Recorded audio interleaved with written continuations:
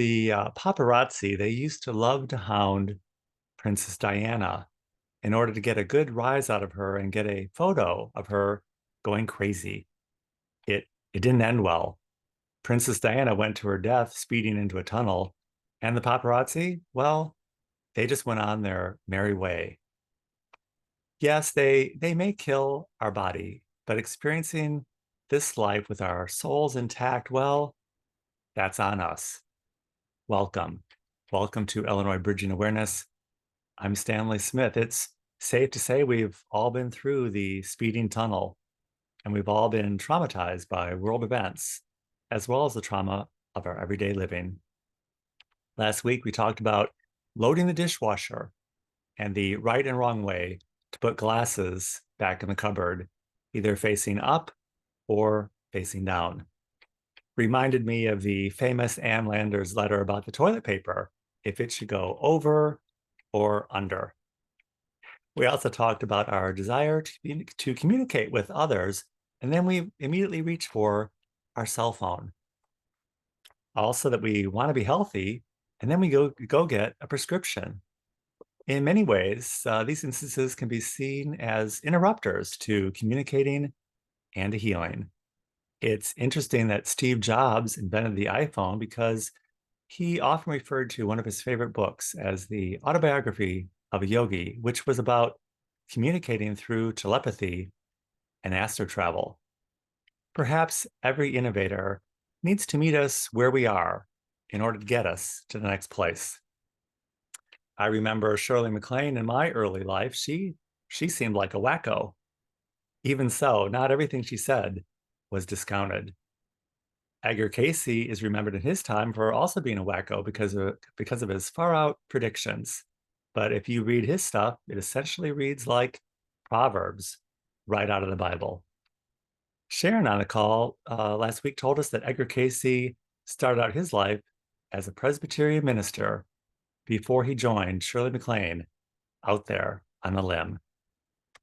Alistair Cook said that we have to enjoy life, all that life provides, no matter the world crisis.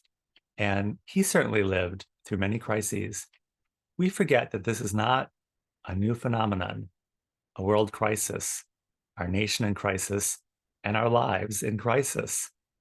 On our weekly call, we've been working on visualizing, breathing into winning, and then exhaling out to losing, and being resurrected into the next breath. Being in relationship, breathing in and breathing out for good and for bad. It's the relationship model. This is what God has presented to us over and over again. Being in relationship. Let that be your guide. Family has traditionally been the model for being in relationship, husband and wife, for better and worse. And everything that stems from that, breathing into the success and exhaling out to losing, sitting with nothingness, and then rising again in the resurrection of the next breath, breathing into having all the answers, sitting for a moment with everything, and then breathing out to not having the answer, and then sitting for a time with nothing. This is the relationship we have with being alive.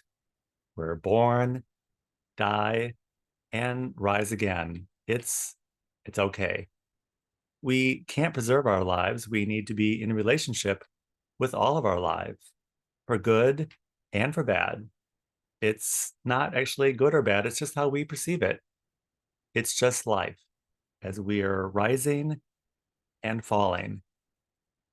We can see that the world is changing. We've all been in the dark place, the place of nothing and emptiness. But now it's time to breathe in and into the rising, breathing into the next breath of resurrection. We're not all doomed to repeat this cycle over and over again for no reason, because once we're aware of the cycle, we can navigate it with grace, style, and poise. There are two sides to the coin, but it's the same coin. We're all sharing an experience, but we're experiencing it differently. Yes, this has been a bad time in world history. We can all see that. But it's layered on top of our pre existing condition that we all live under, that we're on the right side of the coin. Without freaking out, we can breathe into winning and breathe out to losing. We can breathe into the glass being face down in the cupboard and breathe out to the glass right side up. It's all okay. It's the full human experience. We can breathe in and breathe out, and we can be resurrected again in the next breath.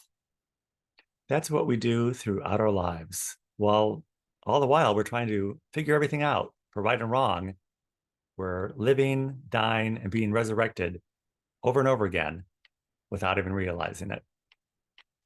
We don't want to miss out on the joy, the joy of our lives, and in the process fail to appreciate the wonder of all the other lives of everyone around us. Lily Tomlin said that that 97% of people in the world are kind and loving, and the other 3% are psychopaths that we elect to office. No one wants to be a psychopath or a sociopath. The definition of a sociopath is that they feel remorse for doing bad things, but keep on doing it. A psychopath doesn't even bother to feel the remorse for doing the wrong thing. In a way, we can see it's a continuation of the pain economy. We all feel shame, guilt, and pain, feel bad about it, and then we tread on everyone else's feelings of pain and trauma. But where does that get us?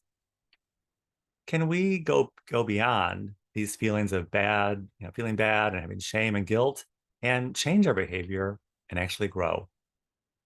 I'm going to a concert at the 17th Church of Christ Scientists this week. My Christian Science friends tell me that they always are explaining to people that we're not the Scientologists. It's so funny. Their big selling point is that they're not as wacko as the Scientologists. And why is that? Scientology was invented by L. Ron Hubbard, who was a science fiction writer. Is that so weird? Air travel was invented by the Wright brothers, and they ran a bike repair shop. We're not advocating for a religion, we're just advocating for ideas. And there's nothing scary about that. I'm always so fascinated with what people put together in their heads. Everyone hated President Trump, but they rushed to get the vaccine that he facilitated. Hitler is identified as the most evil person to ever existed, and we all drive on the interstate highway system that was his invention. Annie Gramone and I have discussed that perhaps it's the idea that we all need to be psychopaths now in order to rise out of our muck and break the cycle, but in a good way. We're still working on that. One could see that in a way, Christ was a psychopath because instead of feeling remorse, shame, and guilt, he took it all on. Not that he needed to, but because we needed him to. The goal in life is to experience life fully with our souls intact. Alistair Cook was correct. No matter how bad the world crisis looks at any given time, it's on us.